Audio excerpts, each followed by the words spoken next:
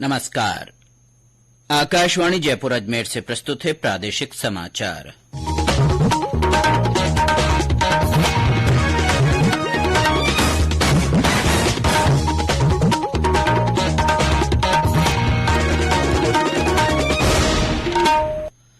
समाचारों के साथ मैं अब्दुल हनीफ। स्वास्थ्य और परिवार कल्याण मंत्री डॉ मनसुख मांडविया ने कहा है कि सरकार गुणवत्तापूर्ण स्वास्थ्य सेवा प्रदान करने और सभी के लिए जीवन आसान बनाने के प्रति वचनबद्ध है। एक ट्वीट में डॉ मांडविया ने लद्दाख के फोबरांग के आयुष्मान भारत स्वास्थ्य और आरोग्य केंद्र के कर्मचारियों की प्रशंसा करते हुए कहा कि इन कर्मचारियों ने दुर्गम क्षेत्रों और घाटियों में लोगों को विभिन्न स्वास्थ्य सेवाएं प्रदान की हैं। श्री मांडविया ने कहा कि केंद्र सरकार दूरदराज के स्थानों तक स्वास्थ्य सुविधाएं पहुंचा रही है। देश में अब तक 220 करोड़ से अधिक कोविड टीके लगाए जा चुके हैं। यह जानकारी स्वास्थ्य और परिवार कल्याण मंत्री डॉ मनसुख मांडविया ने दी। उन्होंने एक ट्वीट में कहा कि टीकाकरण अभियान देश की क्षमता और ताकत का प्रमाण है। उन्होंने प्रधानमंत्री नरेंद्र मोदी के प्रति आभार व्यक्त करते हुए कहा कि उनके नेतृत्व में देश सुरक्षित और स्वस्थ बनने के लिए निरंतर प्रयासरत है। सशस्त्र सीमा बल आज अपना 59वां स्थापना दिवस मना रहा है। 5 केंद्रीय सशस्त्र पुलिस बलों में से एक यह बल नेपाल और भूटान से लगी सीमा की निगरानी पर तैनात है। 1962 के भारत चीन युद्ध के बाद भारतीय सीमाओं की निगरानी के लिए सेना, नौसेना और वायुसेना के साथ एक अतिरिक्त सेना की जरूरत को देखते हुए इस बल की स्थापना की गई।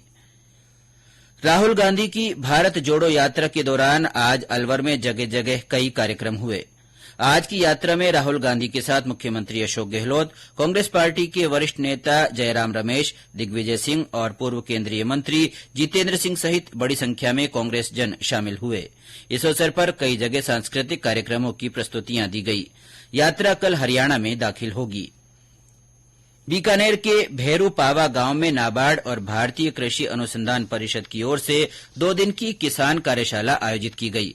कार्यशाला में राष्ट्रीय डेयरी अनुसंधान संस्थान करनाल और क्षेत्रीय अनुसंधान संगठन काजरी के कृषि वैज्ञानिकों ने किसानों और ग्रामीण महिलाओं को पशुपालन तथा दुग्ध उत्पादन के बारे में जानकारी दी।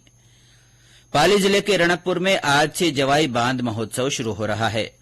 3 दिन के इस समारोह के तहत सांस्कृतिक कार्यक्रमों के साथ ही पर्यटकों के लिए विभिन्न प्रतियोगिताएं आयोजित की जाएगी। पर्यटन विभाग और जिला प्रशासन की ओर से आयोजित समारोह में पाली जम्बूरी को देखते हुए विशेष जम्बूरी गीत भी रिलीज किया जाएगा। चूरू जिले के मेहरासर चचेरा गांव के पास आज एक ट्रक और कार की टक्कर में 2 युवकों की मौत हो गई। दुर्घटना में 2 व्यक्ति घायल हो गए, जिन्हें बीकानेर के पीबीएम अस्पताल में रेफर किया गया है। दुर्घटना के शिकार लोग मंदिर दर्शन के लिए आए थे।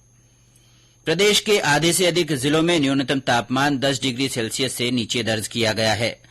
मौसम विभाग द्वारा जारी रिपोर्ट के अनुसार सबसे कम 3.7 डिग्री सेल्सियस तापमान सीकर जिले के फतेहपुर शेखावाटी और 3.8 डिग्री सेल्सियस तापमान करौली के कृषि विज्ञान केंद्र में रिकॉर्ड हुआ।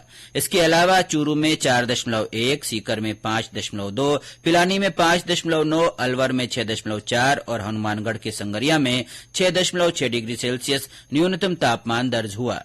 राजधानी जयपुर में तापमान 9.8 डिग्री सेल्सियस रिकॉर्ड किया गया। केवलादेव राष्ट्रीय घना उद्यान में अब पर्यटकों को देशी विदेशी पक्षियों के साथ ही अजगर भी नजर आने लगे हैं। धूप सेकने के लिए इन दिनों अजगर बिलों से बाहर निकल रहे हैं, जिन्हें देखकर पर्यटक रोमांचित होते देखे जा रहे हैं। विशेषज्ञों का मानना है कि अजगर को 30 डिग्री सेल्सियस का तापमान भी सुहाना लगता है और ये समय इनके लिए उपयुक्त है।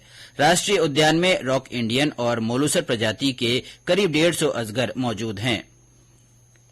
प्रधानमंत्री नरेंद्र मोदी इस महीने की 25 तारीख को आकाशवाणी से मन की बात कार्यक्रम में अपने विचार साझा करेंगे। ये इस मासिक रेडियो कार्यक्रम की 96वीं कड़ी होगी। प्रधानमंत्री ने लोगों से इस कार्यक्रम में शामिल किए जाने वाले विषयों के बारे में अपने सुझाव देने को कहा है। नमो ऐप या माई जीओवी ओपन फोरम पर आप अपने विचार भेज सकते हैं। टोल फ्री नंबर 1800117800 पर डायल करके हिंदी या अंग्रेजी में अपने संदेश रिकॉर्ड किए जा सकते हैं। इसी के साथ प्रादेशिक समाचार बुलेटिन समाप्त हुआ। नमस्कार।